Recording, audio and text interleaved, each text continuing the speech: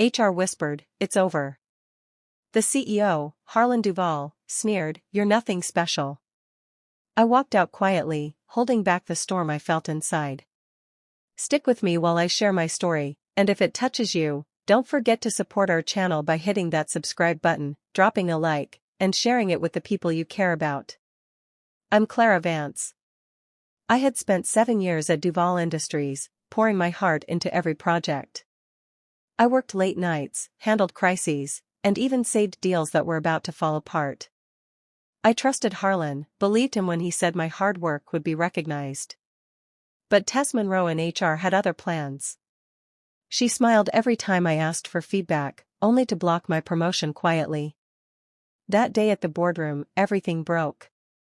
Investors watched as Harlan humiliated me, mocking my ideas. Tess stood beside him, pretending to be professional, but I could see the satisfaction in her eyes. I left without saying a word, but inside, I was already planning my next move. I realized they underestimated me. I had access to critical financial documents and client plans that no one else could touch. While they thought I was gone, I began copying files, quietly building my leverage. I rented a small office and started my own consultancy, reaching out to some of the company's biggest clients. They didn't even notice. Weeks passed. One client secretly called me after seeing my proposal. My small victories gave me hope. Nights were hard, filled with doubt, but the memory of Harlan's sneer kept me going. Finally, the day came. Duval Industries faced a financial scare, and the board panicked. I walked in, presenting evidence of client migrations and financial gaps. Harlan and Tess realized too late that I had the power they ignored. I walked out again, but this time I smiled.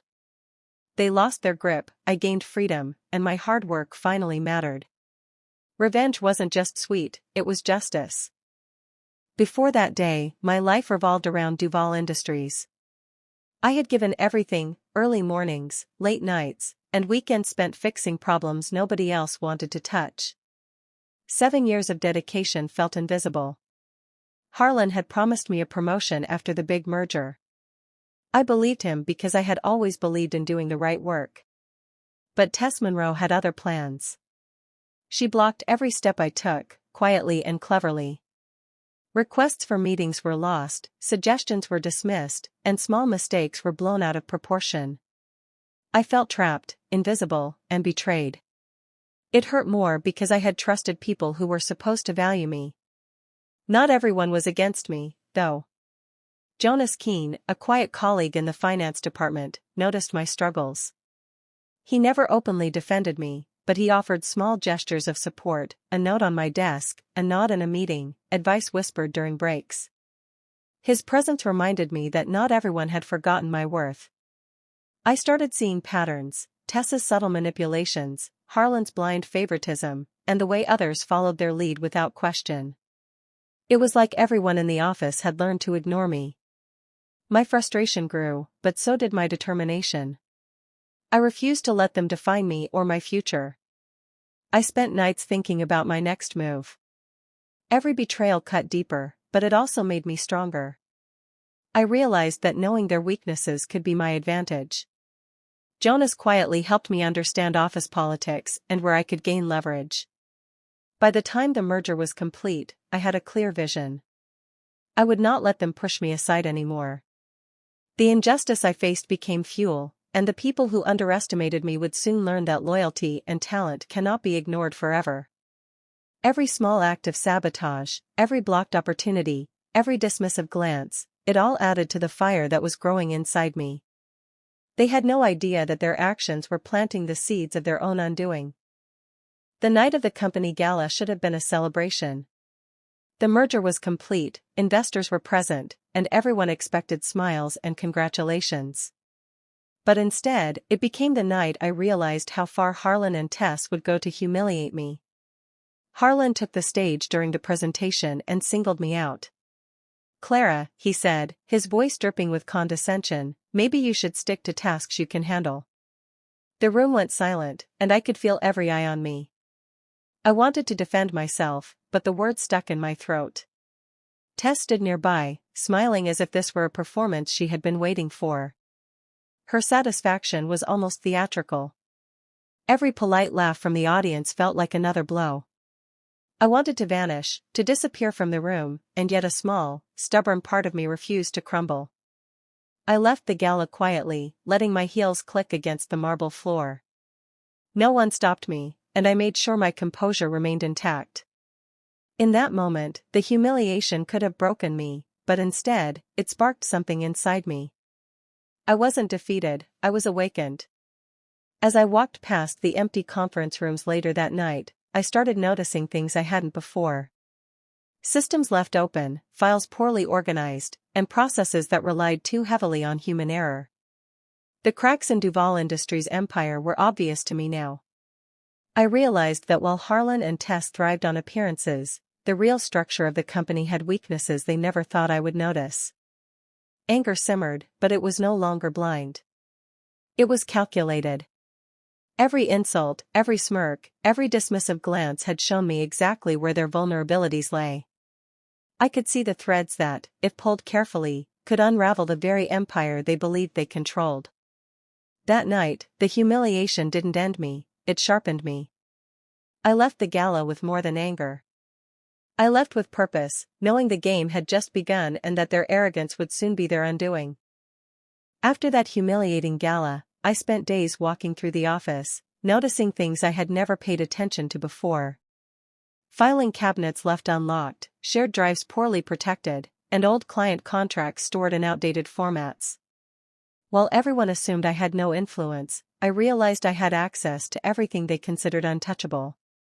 Harlan and Tess thought I had left, that my career at Duval Industries was over. They laughed quietly at my supposed defeat, celebrating their arrogance. But while they focused on appearances, I quietly began collecting critical files, financial projections, client contracts, and even designs that were considered the company's crown jewels. Every document I copied was a step toward regaining control in a way they would never see coming. I stayed late, often alone in dimly lit offices, making sure not a single move I made would alert anyone. Each file I saved was like a small victory, proof that the power they denied me was actually within my reach. It wasn't about greed, it was about reclaiming the respect and justice they had stripped away from me. Some nights, I paused and thought about the irony. They had trained me, relied on me, and yet never realized the leverage I quietly held. The very systems they built for control were now tools for my comeback. Their dismissiveness had become my advantage. I also discovered patterns in client communications and project approvals that exposed gaps they had ignored. These weaknesses meant I could influence decisions, redirect opportunities, and protect myself when the time came to act. With every passing day, the picture became clearer. I wasn't powerless, I was prepared. They had underestimated me completely. The humiliation, the sneers, the smiles of triumph, they had all blinded them to the fact that I now held the keys to their empire. For the first time in months, I felt a quiet satisfaction. The seeds of revenge were planted, and unlike before, I wasn't acting in anger. I was acting with precision. Soon, they would realize that the person they thought was nothing special was the one in control of their future. I needed a place of my own, away from the eyes of Harlan and Tess. I found a modest office in a quiet building downtown. Nothing flashy, just enough space to work, plan, and breathe without the constant pressure I had endured for years. With this new space, I officially started my consultancy. I didn't announce it publicly, there was no fanfare. Every step was careful, deliberate. I didn't want them to suspect that I was preparing something they couldn't ignore. I began reviewing the client list I had memorized over the years. Certain names stood out, those who had been dissatisfied, neglected, or simply taken for granted. I reached out to them discreetly, offering solutions tailored to their needs. My proposals were professional, precise, and impossible to refuse. They didn't know I had once worked for Harlan and understood every weak point in his operation. At the same time, I analyzed every internal process I had access to. The inefficiencies, miscommunications, and overconfidence of Harlan and Tess became my blueprint. I planned every interaction carefully, making sure my clients would see the value I offered while remaining completely invisible to Duval Industries' leadership. Days turned into nights as I built my network quietly. I avoided calling attention to myself, keeping the focus on solving problems for clients. Every successful response, every meeting I scheduled, was a small victory, a step closer to the leverage I needed. I reminded myself constantly, patience was crucial. This wasn't about rushing or revenge through anger, it was about strategy. Harlan and Tess had underestimated me for years. They believed I had no influence, no connections, no power. But soon, that illusion would shatter. By the end of the first month, a few key clients were already responding to my efforts. The satisfaction of knowing I had begun shifting control, while remaining unseen, was stronger than any sense of triumph I had felt before. I wasn't just surviving anymore, I was preparing to change everything. And the people who had mocked me would have no idea that the storm was quietly gathering right under their noses. After weeks of preparation, I decided it was time to test how much influence I could actually gain. I crafted a proposal for one of Duval Industries' largest clients, a company that Harlan considered untouchable. Every detail was precise, every suggestion tailored to solve problems they hadn't even fully recognized yet. I submitted it discreetly, making sure my involvement remained anonymous. Harlan reviewed the proposal first and dismissed it casually, thinking it was just another minor suggestion. He didn't know who had sent it, and that ignorance gave me an advantage. I didn't feel nervous or impatient, I had learned that timing and subtlety were far more powerful than confrontation. A few days later, I received a call from the client. They had read my recommendations and were intrigued. They asked questions, wanting to explore ideas I had outlined, and expressed frustration with Duval's existing approach. Hearing their appreciation for my insight, without Harlan realizing my role, filled me with quiet satisfaction. This small win wasn't about recognition, it was proof that my experience and knowledge still carried weight, even if they had tried to erase me from the picture. It was a reminder that my patience and careful planning could create results without exposing myself to unnecessary risk. Each step I took now felt like a chess move. I could see how clients responded to careful attention and well-thought-out ideas, while Harlan and Tess continued to underestimate me. The balance of power was subtly shifting, and I could feel it in the way clients sought my advice without ever knowing the connection to me. I spent that evening reviewing my notes, analyzing responses, and refining the next steps. My first real victory, though small, proved that I wasn't just reacting to the betrayal, I was controlling the situation. For the first time in months, I smiled quietly to myself. This wasn't revenge yet, but it was proof that I could influence outcomes, outsmart those who had doubted me, and move closer to reclaiming what was rightfully mine. The nights were the hardest. After the office lights went out and the city quieted down, I often found myself alone with my thoughts. Silence made every memory sharper, the way Harlan's sneer cut through my confidence, the way Tessa's smirk seemed to celebrate my struggles.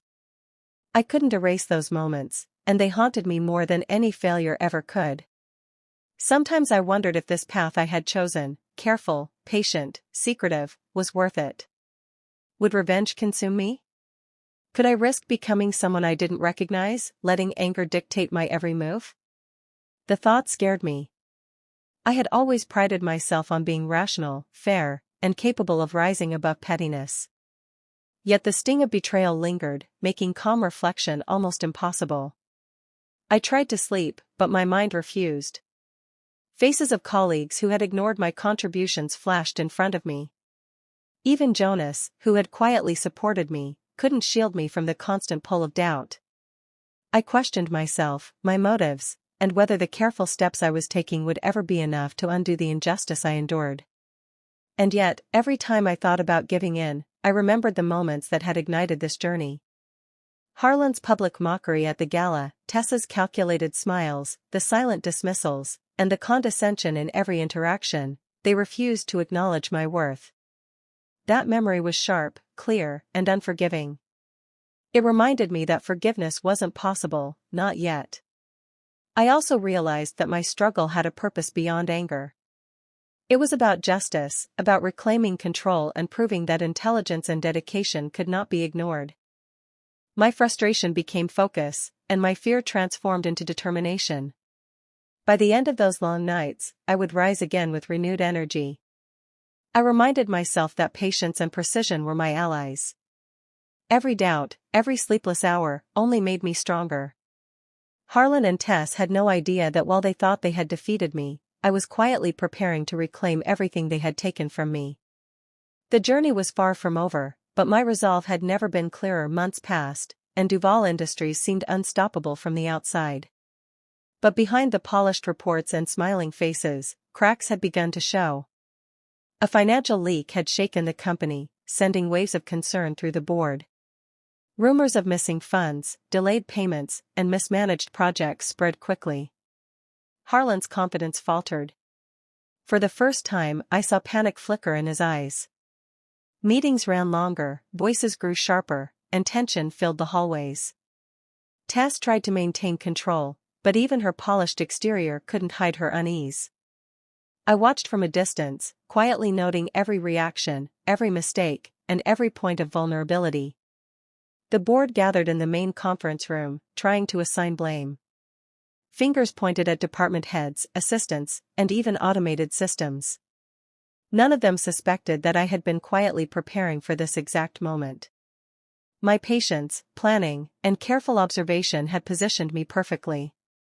I walked into the building calmly, unnoticed, carrying only the documents I had organized over months. My entrance was quiet, but the weight of what I represented was anything but. I had all the evidence I needed, every client communication, every financial record, and every flaw I had discovered in their operations. As I stepped into the meeting room, conversations halted. Harlan froze mid-sentence, Tessa's eyes widened, and the board members turned toward me, confused. I didn't need to speak immediately, my presence alone demanded attention. They had thought I was powerless, but now I held control. I took a seat, opening my folder with careful precision. Every number, every document, and every proposal I had prepared was laid out before them. Harlan tried to interrupt, Tess attempted to regain composure, but it was too late. I was ready to negotiate, to reclaim influence, and to demonstrate the strength they had never acknowledged. The air in the room was thick with tension. Silence stretched, broken only by the shuffling of papers and the rapid heartbeat I could feel in my chest. This was the moment where the game shifted. They had ignored me for years, and now they were finally forced to face the consequences. The room was tense, charged with a mix of confusion and dread. Harlan's smug arrogance had vanished, replaced by a flicker of fear. Tessa's polished smile trembled, unable to hide the realization that the balance of power had shifted. I took a deep breath, steadying myself before speaking. "You said I'm nothing special," I began, my voice calm but firm, "but here's the future you ignored." All eyes turned toward me. I laid out the documents I had meticulously gathered, contracts from major clients, financial records revealing gaps in their management, and notes highlighting the weaknesses they had assumed were invisible. Each piece told a story of oversight, arrogance, and missed opportunities, proof that they had underestimated me at every turn. Harlan's face paled. He opened his mouth, probably to interrupt, but I raised a hand, signaling that the time for excuses was over. Tessa's hands clenched on the table, the smirk that had haunted me for months gone, replaced by unease she could not mask. I explained how clients had begun shifting their loyalty, drawn to my proposals and guidance.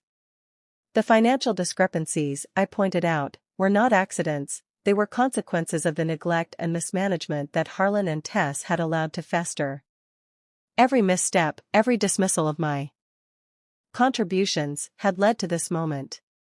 The board remained silent, absorbing the truth that had been hidden behind polished reports and rehearsed smiles. They looked at Harlan and Tess differently now, realizing the empire they had trusted blindly was vulnerable. As I concluded, I watched the weight of my words settle. Harlan's eyes darted, searching for a way to regain control, but he found none. Tess stared at the table, powerless to intervene. I had waited patiently, worked quietly, and now, finally, justice was visible for all to see. I gathered my documents and closed the folder with a quiet authority. The betrayal I had endured was confronted, the disrespect acknowledged, and the balance restored. For the first time since the humiliation began, I felt the satisfaction of triumph, not from anger, but from proving that skill, persistence, and patience could outmatch arrogance and deceit. I left the meeting room slowly, each step purposeful. The weight I had carried for months, the frustration, the humiliation, the doubt, felt lighter than it had in years. For the first time I allowed myself to smile, not because of cruelty, but because justice had finally found its balance. Duval Industries would continue. The company had talent, clients, and a legacy that could survive even without Harlan's arrogance or Tessa's manipulation. But they would never forget that the woman they dismissed had quietly taken control and exposed the cracks they had ignored for too long. As I passed the familiar hallways one last time, I noticed the subtle panic still lingering in Harlan's eyes. Tess avoided meeting anyone's gaze, her confidence fractured. Their scramble to regain authority was evident, yet they had little idea how carefully I had orchestrated everything. It was a quiet victory, invisible to anyone who hadn't been paying attention, but it was mine entirely. I paused outside the building, taking a deep breath of cool evening air. Freedom had a weight all its own. I had spent years bending to expectations, tolerating disrespect, and hiding my capabilities to survive. Now, I could move forward on my own terms, carrying both my accomplishments and the satisfaction of knowing that patience and strategy had rewarded me. Every step I took away from Duval Industries felt lighter than the last. I thought of Jonas, who had quietly supported me, and of the clients who had trusted my insight. Their faith reminded me that integrity and intelligence could never truly be ignored. I didn't need to watch Harlan or Tess struggle to feel my triumph. It was in my confidence, my sense of self, and in the freedom to make choices without fear or interference. I had reclaimed control over my career, my reputation, and my life. That night, I realized that revenge was not about malice, it was about justice. I had proved my worth, exposed the arrogance that tried to bury me, and emerged stronger, wiser, and unstoppable. The chapter with Harlan and Tess had ended, but the next part of my life, was finally mine to shape. And for the first time in a long time, I walked forward completely free. Do you think I made the right choice by walking away from Harlan and Tess, or should I have trusted them again? I'm curious to hear your thoughts. Subscribe and hit the bell for more stories like this.